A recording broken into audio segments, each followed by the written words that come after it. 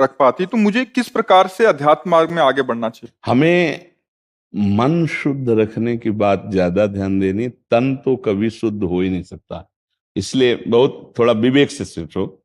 हम एक रेशम की थैली लावें, रेशम पवित्र माना जाता है, और उसमें शौच भर दें, पैक कर दें, और ऊपर से उसको शुद्ध जल से धो दें, और आपको ये क्रिया दिखाई गई हो शौच भरते हुए, आप उसे छुएंगे? आपको लगेगा ना अपवित्र है। और हम उसे खूब धोए ऊपर से, तो आपके अंदर घृणा बुद्धि रहेगी ना कि देखो महाराज आप कह रहे हो, लेकिन इसके छूने के बाद मैं नहाऊंगा, क्योंकि इसमें शौच भरी हुई है ना।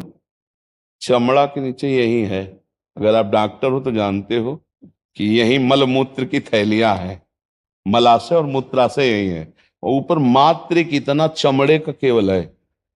अभी ऊपर से चमड़ा हम धो दिया, सोचा अभी स्नान कर लिए, पवित्र हो गए, तो भरा क्या है?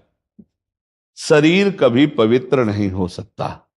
हमारी बात समझ रहे हो? यही मूत्र और यही मल है, बड़ा दुर्गंध युक्त ये सब है। वो केवल बुद्धि को थोड़ा पवित्र करने के लिए माना जाता है कि हम नहा लिए धो लिए।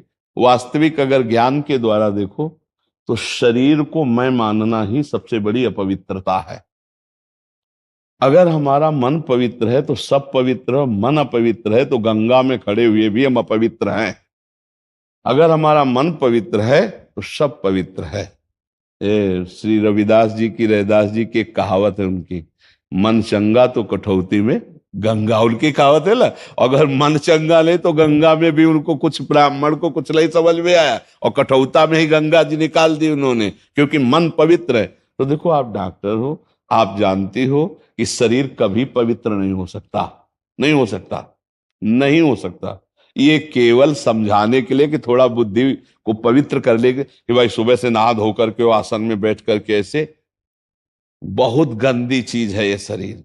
भगवत प्राप्ति हो जाए बस, इसमें यही दुर्लभ बात है। नहीं, बहुत गंदा है सब। देखो ना, यहां से सुबह देखो सो के, यहाँ से या फिर नीचे तो सब मलय मूत्र के द्वार है।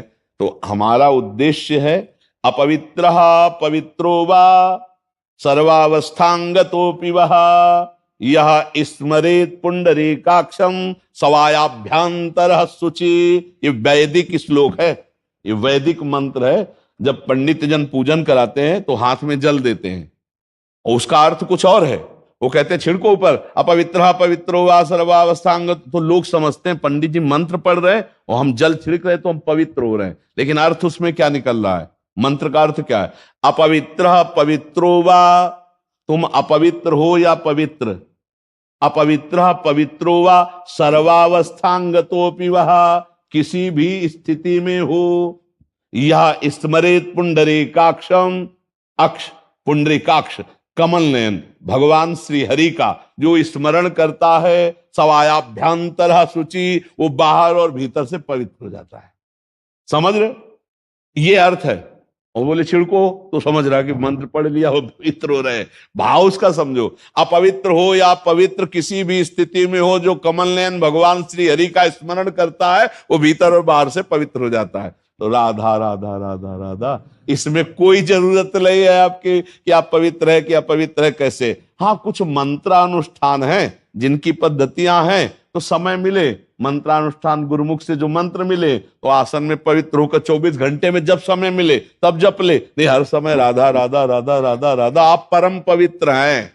उस समय आप पर, ये इस वेद कह रहा है अपवित्र पवित्रो वा सर्वावस्थांगतो पिवा यह स्मरेत पुंडरीकाक्षम। वो सवा अंतर और बाहर, सवायाभ्यंतर शुचि, वाय और अभ्यंतर, भीतर और बाहर दोनों जगह पवित्र, और दोनों जगह प्रकाश आनंद। देखो गोस्वामी तुलसीदास जी कह रहे, राम नाम मणिदीप धरी जीह देहरी द्वार, तुलसी भीतर बाहरो जो चाह सुजियार। यदि बाहर भी आनंद चाहते हो, अंदर भी आनंद प्रकाश चाहते हो, तो जीव में नाम जपना शुरू कर दो।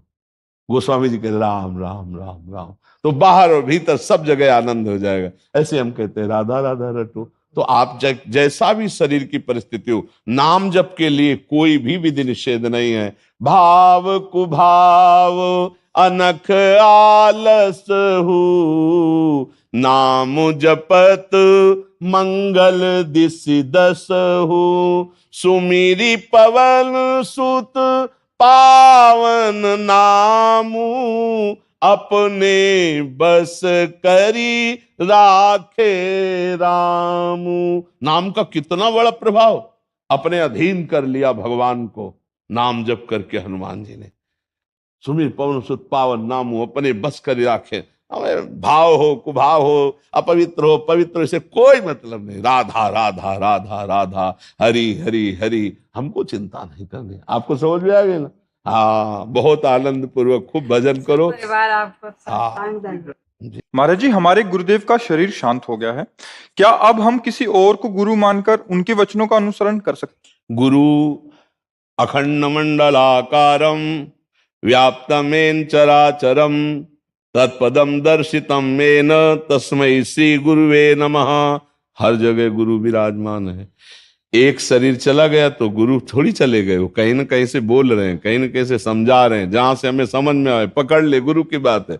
दत्तात्रेय जी महाराज ने वैश्या को भी गुरु बनाया।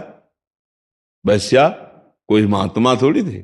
पिंगला वैश्या जनकपुर में विचरण कर रहे थे, तो वो श्रृंगार करके पुरुष का चिंतन कर रहे थे, कोई पुरुष आवे पैसा दे। अब शाम से बैठे और रात्रि 12 बजे हो गई, कोई नहीं आया। उसको बहुत घृणा हुई कि अरे मैं कितनी नीच हूं, भगवान मेरे हृदय में बैठे हैं, आज तक मैंने भगवान को नहीं पुकारा। इन संसारिक पुरुषों को कैसा घृणित कार्य। आज से मैं संकल्प करती हूं कभी व्यभिचार नहीं करूंगी, कभी किसी पुरुष को स्पर्श भी नहीं करूंगी। आज से मैं परम पुरुष परमात्मा की शरण लेती हूं। वहीं घूम रहे थे श्री दत्तात्रेय जी महाराज, और सबके हृदय की जानते। उस वैश्या के हृदय की जी ही ये बात निकली तो उसे गुरु मान लिया। क्या वह गुरु माना? कि भोगों से वैराग्य प्राप्त करके भगवान के चरणों का जो आश्रय ले ले, वही जीवन में परम सुखी होता है। ये बात पिंगला ने, कि आशा ही परमम दुखम नैराश्यम परमम सुखम। भोगी पुरुषों की जब आशा की तो दुख मिला, और जब निराश होकर भगवान के शरण में तो परम सुख। उसे गुरु मान लिया, पिंगला को गुरु मान लिया। एक बाण बनाने वाला बाण बना रहा था, नोक उसकी, बगल से राजा की सवारी निकल गई, तो दत्तात्रेय जी उधर भ्रमण करते हुए दे, तो उससे एक सैनिक आया और पूछा, महाराज की सवारी कितनी दूर निकली? वो कब? मुझे पता नहीं। बोले तू रोड के किनारे बाण बना रहा है, तुझे पता नहीं, झूठ बोलता है। उनका सत्य कहता हूं, मैं बाण की सिधाई और नोक पे इतना तन्मय था कि मेरी श्रवणेंद्री ने सुना ही नहीं। न घोड़ों की टाप, न जय जयकार, न नगाड़ा, न ध्वनि। राजा गुरु बनाया, बाण बनाने वाले को गुरु बनाया कि साधु को इतना एकाग्र होना चाहिए अपने लक्ष्य पे कि पूरा संसार ढोल बजाए तो भी उसे कोई फर्क नहीं पड़ना चाहिए। अपने जैसे वो बाण बनाने वाला नोक के लक्ष्य में इतना चिंतन में डूबा था कि राजा की सवारी निकल गई, पता नहीं चला। ऐसे भरी बाजार में समाधिस्थ हो जाए, उसको पता न चले संसार का। उसको एक एक करके